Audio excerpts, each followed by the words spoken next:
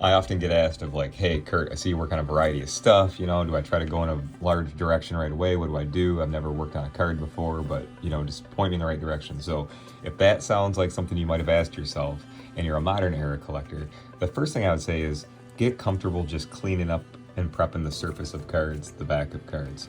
Do this until you're bored of it. Do this until you can do it with your eyes closed. But like, you know, when you run into cards with like a lot of heavy like smearing and smudging, and this one is like a typical card, right? They got handled a few times. Using a microfiber on it, you're just gonna smear a bunch of the oils all around. It's almost impossible to get all the way off. So just use a little bit of polish, and you might even get lucky and these aren't scratched too far into the card. Sometimes you can get little blemishes off, but here's what I want you to do.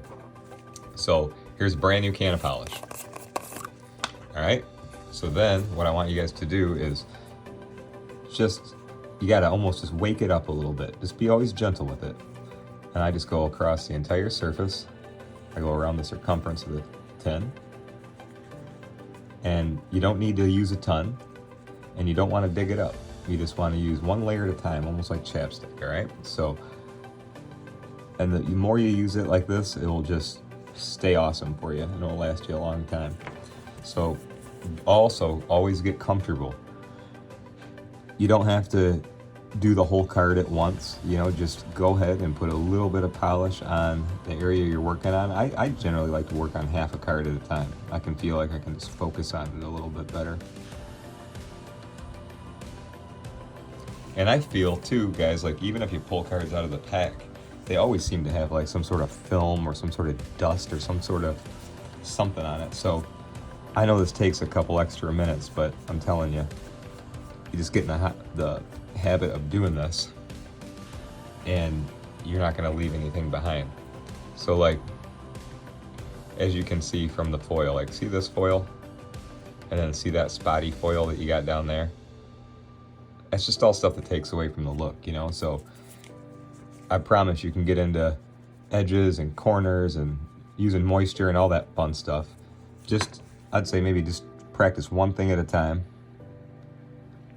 and always practice on your base cards, and you'll have fun and you'll pick it up.